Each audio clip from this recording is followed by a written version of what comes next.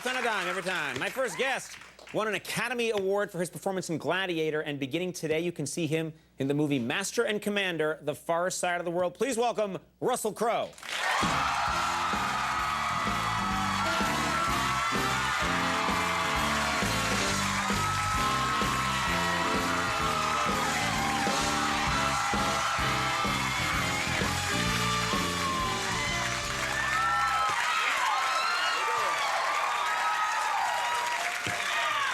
It's been a while, my friend. It's been a while. You know what? It's so... Please, ladies. I'm here all night. Now, you know, it is great to see you. We haven't seen you for a while. You came on the show a couple times early on when I was about 16 years old. You took off like a... I think it was 3 or 4, actually, wasn't it? Was it really? Yeah, I can't remember. It's been so long. It was the late 50s. The show was in its early days. You took off like a rocket, I think, thanks in part to me and my help. For sure, absolutely. Yeah, I think so. For sure. But no, you've had such great success. Congratulations. Thanks, man. You're Cool. a great actor. You deserve it, you know. But you know that the only reason that we weren't coming here is simply just the schedules would squeeze it out every time, and I just said this time make sure that we get back and see Conan. You said, and I think the exact quote Russell said was, "I've got to get back into the cone zone." I think that's what you said. I think that's what you said, and I appreciate that. That was a very odd thing for you to say. You know, the first thing I want to ask you about is, in the movie business today, everyone's trying to have a cool short name for their movie. You know, like The Matrix, something quick that grabs your attention. Elf grabs your Master and Commander, The Far Side of the World, is a mouthful. I mean, when you're on movie phone and the Master and Commander, I mean, you hang up before you probably get to the end. It's such a long title. Why such a long title? Well, Fox wanted to make it as Master and Commander, but the director, Peter Weir, felt that The Far Side of the World was more fitting to the tale that he was going to tell. So what you've got there is commerce meeting art, and, you know, and the common ground is like, well, use it all, Master and Commander, The Far Side of the World. When the controversy came up, I actually voted for 3 Men and a Goat. Which is a remake, actually. I've seen the original. I see people would go to see that, I believe. It's intriguing. It's intriguing. Russell Crowe, 3 Men and a Goat, let's go. Who's the other guy? Who's the goat? I want in. Now, as part of, these are based on of course, the Patrick O'Brien stories. Which I hear that you're a fan of. I've read, my father-in-law actually got me reading them. I had never even heard of them. I started reading them, and I loved it. I read the first 2, which I loved. And you're playing Captain Aubrey. You're very true to the character, and you had to learn the violin as the character plays the violin in the novels. Yeah, I just thought it was, you know, I made a pact with myself that I had to make some form of beautiful sound out of the violin, you know, knowing that, of course, when you play, somebody else will replace all your mistakes at a later date, you know. Right. When I was first learning to play the violin, I used to put it down after 40, 45 minutes of practice, and I'd feel lightheaded and euphoric, you know. Right. I thought, what an incredible sensation, you know.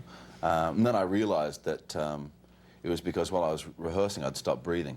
I came up with a system of putting like a little bit of rock candy between my teeth, so at least saliva would go down the back of my throat. Right. And then over time learnt that if I approached it playing the violin like I would singing a song, then I could sort of, you know, learn to breathe as I was playing, because, you know, the holding the breath on the hard bits was kind of... And you're a musician as well. You play the guitar, don't you? I play the guitar, yeah. Yeah. Does it translate at all, the violin, guitar? I mean, I play the guitar, but I don't know anything. Because the weight on your hand is in a different place. I mean, the guitar, you're down here, and obviously with the violin up here, but the angle that you have to twist your hand to, and plus the violin's neck tapers as it goes away from you, as opposed to the frets getting closer together as it comes towards you. Right. So it was completely different. I actually got around all that by gaffer taping frets onto the violin, and I still actually have them on. Oh, really? You did that? Yeah, so you turned it into a mini guitar. Basically, you know. The other thing is that guitar always looks cool. It's, you know, it's down here, it looks cool. It's very hard to look cool when you're on the violin, because you got your, you know what I mean? It's kind of hard to look sexy and cool when you're, you see what I'm saying? Oh, I don't know. I think I lost you on that one. Yeah, I have the sort of opposite opinion. I've always been quite fascinated by violin players and viola players, and particularly, you know, the knees of a female cellist always comes to mind. Well, now I think we're in agreement on that. I think you're with me. Although 3 Men and a Goat, I still that has me. You know, you have long hair in this movie, and you didn't wear a wig. You grew your hair long for this. You didn't like it. I didn't get my hair cut from about halfway through Beautiful Mind, so I ended up having quite long hair for 2 years, and you know, it was right for the character and everything. And I kept it after the film because I wanted to make sure that Peter Weir had enough time to cut the film together and do what he wanted to do, and if he needed to reshoot, which we didn't end up doing, but I just wanted to keep the hair just in case, because I didn't want to have one scene where I've got a funny-looking wig on, and you can tell the difference, you know.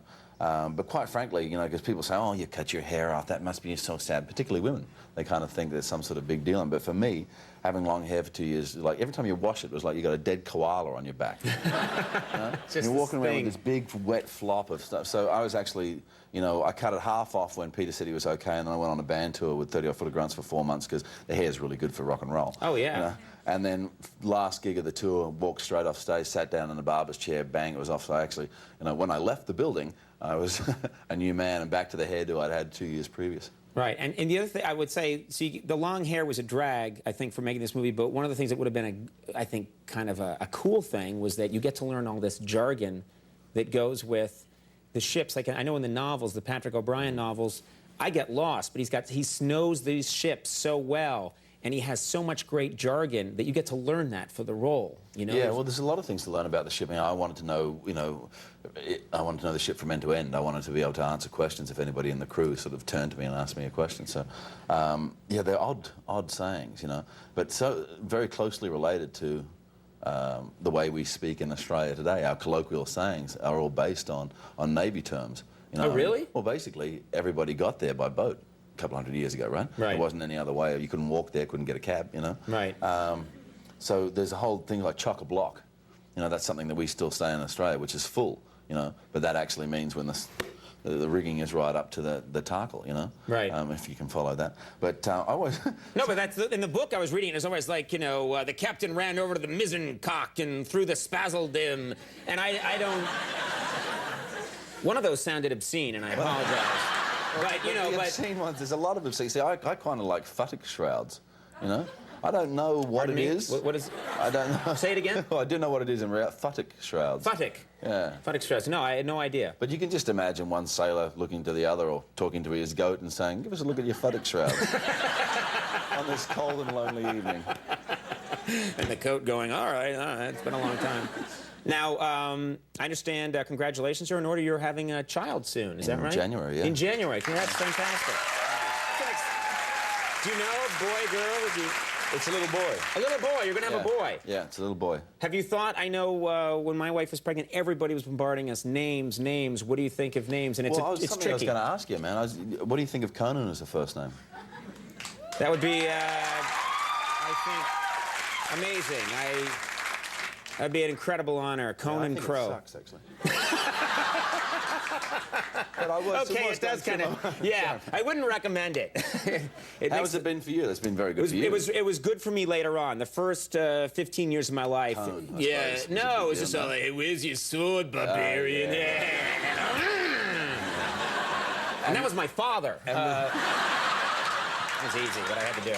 And having such a similar physicality as Arnold Schwarzenegger. Exactly. Really having the same musculature got confusing for people. That was so cruel. Now we have, you know, people cannot say enough good about this movie. People love this movie, and I think it's been a while since people have, you know, sort of remade. This was a genre for a while, these great sea epics, and to do it in this serious light, and everyone seems to love it. We have a clip here from the movie. What do we need to know to? I think this is right at the beginning of the movie, when one of the young officers has called the captain to deck, and because he thought perhaps he saw something in the fog, and so the captain stays out there for a while. But it seems that whatever he thought he saw wasn't actually there. Yet there's another twist. Yeah, and what I love is that this is in the days before sonar. This is actually how they had to do it. Big ships at war have to just kind of look and try and see each other in the fog. It's pretty amazing. Let's take a look at this clip from 3 Men and a Goat, from Master and Commander, The Far Side of the World. Down! Position! On the uproar! Fire!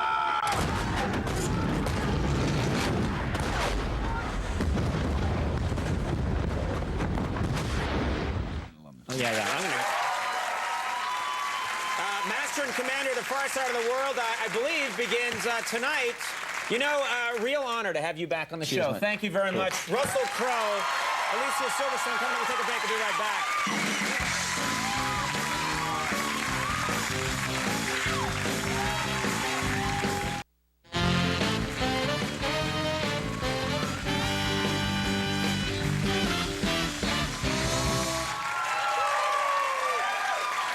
All right.